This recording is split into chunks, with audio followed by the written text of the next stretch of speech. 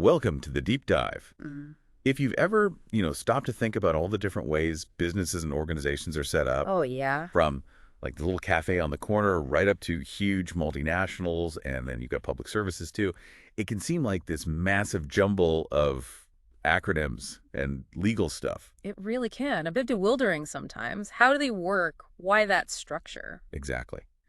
So today, our mission really is to cut through all that complexity. We're going to unpack the key features, the pros, the cons of these different organizational types. The goal being to give you a clearer picture of those fundamental choices that, well, entrepreneurs and even governments make when they start something. Right. And all our insights for this deep dive, they come from a really helpful series on business structures from Business with Mr. G. And understanding these structures, it's pretty vital, isn't it? Whether you're maybe thinking of starting your own thing or looking at investments. Or even just making sense of the news, seeing how these different entities fit together. Yeah, understanding the basic building blocks, really. Okay, let's kick off at the sort of most individual end, the sole trader. Mm-hmm. The classic one-person band. Pretty much. It's a business owned and run by just one person. Think about your local independent hairdresser, maybe that corner shop you like, or an independent plumber. Loads of them. Absolutely. And it's huge in the UK, right? Something like nearly 60% of small businesses operate this way. Yeah, exactly. And the advantages, well, they're pretty obvious, aren't they? Yeah. You're the boss. Total control. Total control. You make all the decisions, and maybe the best part, you keep all the profits. Imagine running a small bakery. You decide the recipes, the hours, the prices, complete freedom. And it's simple to set up too, right? Not much red tape. Super simple, cheap, quick, minimal paperwork. Plus, you're incredibly flexible. If suddenly everyone wants gluten-free bread, you can change your whole plan instantly. No board meetings needed. That freedom sounds amazing. But, and this is the crucial insight from Mr. G, I think, the sole trader really embodies that raw entrepreneurial gamble. It's total personal risk for potentially total personal reward. Yeah, the big catch. The massive catch. Unlimited liability. This is the key drawback. If your business gets into debt, you are personally on the hook. Meaning your own stuff, your car, house. Exactly. Your car, your savings, even your home could be at risk if the business fails or gets sued. Say you run a gardening business and you accidentally damage a client's expensive sculpture. Ouch. Yeah, if they sue, that financial hit could come directly out of your personal pocket. It's not separate. Right. And beyond that massive risk, there's the workload, I guess. Oh, definitely. You wear every single hat. You're the accountant, the marketer, the stock controller, and you're doing the actual work. It can be exhausting, especially if you start to grow. I can imagine. And then taxes.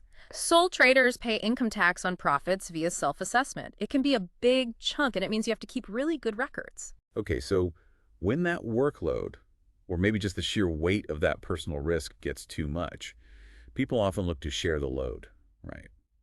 Which brings us to partnerships. Makes sense. Team up. Yeah. So here you've got two or more people running the business together. They pool their skills, maybe their money or both, and they share the profits and, importantly, the responsibilities. You see this quite a bit, like local law firms, GP practices. Or even that little cafe run by two friends down the road. Right. And the obvious plus is sharing that burden. Tasks get divided, decisions are shared. It just feels less overwhelming. For sure. Like in a restaurant, maybe one partner is amazing in the kitchen, the other handles all the money side, the front of house. Yeah, playing to strengths. Yeah. And you get pooled resources too. More partners usually means more cash to start with or to invest. Right, maybe better equipment, nicer premises, bigger marketing push. Imagine like three friends starting a photography business, way more capital than one person alone. And crucially, different viewpoints. Different partners bring different skills, different ideas that can really help a business innovate and adapt. Okay, sounds good. But what are the catches here? Is it still that liability issue? Bingo! That's the critical thing to grasp with most standard partnerships. Just like sole traders, partners typically have shared and unlimited liability. Shared, so everyone's equally liable. Generally, yes. If the business owes money, all partners are personally responsible. And here's the kicker. Even if only one partner messed up, say, one partner signs a really bad contract without telling the others. Everyone could lose their house. Potentially, yes. The whole partnership, and therefore all the partners personally, could face serious financial trouble. It raises that big question. How do you really manage trust and risk when it's all shared like that? Yeah, that sounds stressful. And that shared risk often highlights another potential downside. Conflicts, disagreements happen, right? Over big decisions, money, who's doing what. That could really strain relationships. Absolutely, and harm the business. Which is why, so many partnerships draw up proper legal partnership agreements right at the start to try and get things clear. Makes sense. Lay it all out. And don't forget, while you might earn more overall as a partnership, your individual slice of the profit pie is smaller than a sole trader keeping everything. Right, so comparing them. Partnerships spread the stress and workload, maybe bring in more skills and cash. But both sole traders and partnerships usually leave your personal assets exposed. Neither offers that protective wall you get with a limited company. And that is the perfect segue. Let's talk about that protection. Private limited companies or LTDs. Okay, the LTD, a very common structure. So these are businesses owned by shareholders, but run day-to-day by directors. And the absolute key feature, the thing that changes the game, is limited liability. This is where personal protection really kicks in. Exactly. What Mr. G really emphasizes is that limited liability means the shareholders' personal assets are safe, protected. They only risk losing the money they've actually put into the company. So if the business goes bust, If, say, a small manufacturing LTD goes bankrupt, the shareholders won't lose their own car, their house, their personal savings.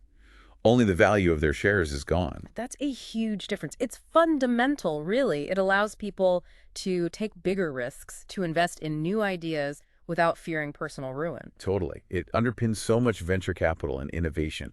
And you see LTDs all over. Family businesses like Dyson started that way, or your average small IT consultancy. Lots of them. So the advantages are pretty clear then. Yeah. Number one, that limited liability safety net. It makes starting a business much more appealing for many. Second, they generally find it easier to raise capital. Because they can sell shares. Right. Unlike sole traders or partnerships, LTDs can issue and sell shares to bring in investment for growth. Think of a tech startup needing cash for a new app. They can sell shares to family, friends, maybe angel investors. And third, an LTD has its own separate legal identity. The company itself, as a legal person, can own property, sign contracts, sue, or be sued. It separates the business risk from the individuals running it. Right. That makes managing risk much clearer. But there must be downsides. It can't all be easy. Definitely not. The flip side is increased regulation. LTDs have stricter rules to follow. You got to register with Companies House, file annual accounts. More paperwork, more costs involved. Yep, more admin, higher compliance costs, especially compared to being a sole trader. And another thing some owners don't like is the lack of privacy. How so? Because those financial accounts LTDs have to file. They're publicly available. Anyone can look them up online. Some owners prefer to keep their finances private. I see. And what about running the company? Is decision-making harder? It can be, because ownership is usually shared among shareholders. Even if it's just a few family members, disagreements can pop up about the company's direction. Like, should we reinvest profits or pay them out as dividends? Exactly. You might get conflict in a family-run LTD over that kind of thing. So yes, LTDs offer that crucial limited liability, but you trade some simplicity and privacy for it and take on more regulatory responsibility. Okay, makes sense. So LTDs offer protection and growth potential, but what if you need to scale up massively, go really big? Well, then you're probably looking at becoming a public limited company, a PLC. Right, the big players. These are businesses also owned by shareholders, but the key difference is their shares are bought and sold on a public stock exchange. Think London Stock Exchange, New York Stock Exchange. Meaning anyone can buy a piece of the company? Pretty much. Yeah. You're talking about the household names here, Tesco, Barclays, Rolls-Royce, those kinds of companies. And the main reason for doing this, access to money. Huge amounts of money. That's the single biggest advantage. The ability to raise substantial funds. Selling shares to the general public can bring in even billions for major expansion, R&D, acquisitions. It's like when Aston Martin went public, they raised a lot then, didn't they? Exactly. Massive capital injection for new models, expanding into new markets. And like LTDs, PLC shareholders still get limited liability. Your personal assets are safe, which encourages more people to invest. And there's a prestige factor too, presumably. Definitely. Being listed on a major stock exchange brings high credibility. It signals stability, size, transparency, which helps attract customers, suppliers, talented employees.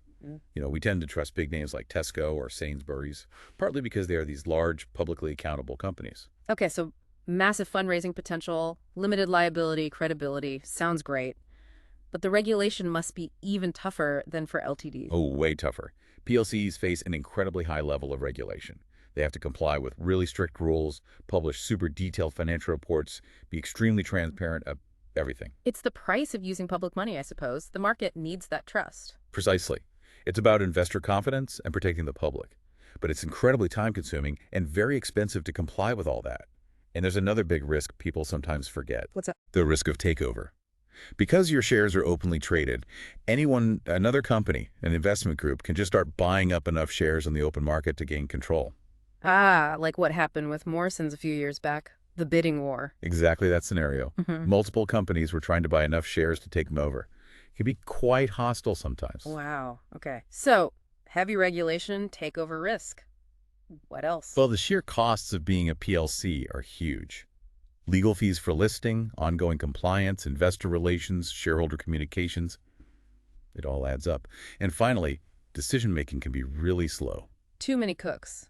Or are there too many shareholders? Potentially thousands, even millions of shareholders. Getting agreement on big strategic moves can take ages. Directors have this constant balancing act between shareholders, customers, employees, many different interests. So if we compare LTDs and PLCs, Yeah. both give you limited liability. Right, but PLCs are geared for massive scale, massive fundraising, but come with huge regulatory burdens and risks like takeovers. Whereas LTDs offer more control, more privacy, probably better for smaller or family-run businesses that don't need billions from the public markets. You got it.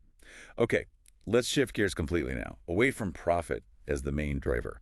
Let's talk not-for-profit organizations. Right. Organizations with a different purpose altogether. Exactly. These are set up specifically to make a positive impact on society or the environment. Any money they make beyond their running costs, any surplus gets reinvested straight back into their cause or mission. Not distributed to owners or shareholders. Correct. You find them working in areas like education, healthcare, social welfare, animal welfare, the arts, all sorts. And examples in the UK. Big ones that come to mind. Well, you've got huge international ones like Oxfam fighting poverty or the British Red Cross providing emergency aid. But it also includes countless local community groups, sports clubs, small charities, the fabric of local life often. And their advantages stem from that mission focus. Absolutely. Their number one advantage is that focus on social impact. Everything is geared towards making a difference. Oxfam getting clean water to a village, for instance. They also tend to build strong community support. People want to help. Donations, volunteering. Exactly. They often rely heavily on donations, volunteers giving their time, local partnerships, and there are often legal and tax benefits. Registered charities in the UK, for example, get exemptions from certain taxes, which means more money goes directly to the cause. Seems very positive. But they must face challenges too, especially around money. That's the big one. A major challenge is funding reliance. They often depend heavily on donations, government grants, corporate sponsorships, and these can be really unpredictable. Yeah, donations can dry up in a recession or government priorities change. Precisely. Makes long-term planning very difficult sometimes. How do you keep services running consistently if your income fluctuates wildly? Mm-hmm. And what about the people involved? You mentioned volunteers. Right. Their dependency on volunteers can be a double-edged sword. Volunteers are amazing, often the heart of the organization. But relying too much on unpaid help can make it hard to guarantee consistent service or maintain really high professional standards sometimes. Like a local food bank might struggle if key volunteers suddenly can't make it. Exactly. And lastly, there's huge pressure to prove their impact. Donors, funders, the public, they all want to know how the money is being spent and what results are being achieved. Accountability is crucial. Vital. But generating detailed reports and measuring outcomes takes time and resources, which can sometimes feel like it's diverting from the actual work. So comparing them to for-profits, it's mission versus margin, fundamentally. Yeah. For-profits aim for shareholder returns. Not-for-profits aim for societal benefit. But interestingly, Mr. G points out both need good management, clear goals, and financial sustainability to survive and thrive. True. And you see many not-for-profits adopting business-like strategies now for efficiency, right? Absolutely. Okay, one final category for our deep dive today.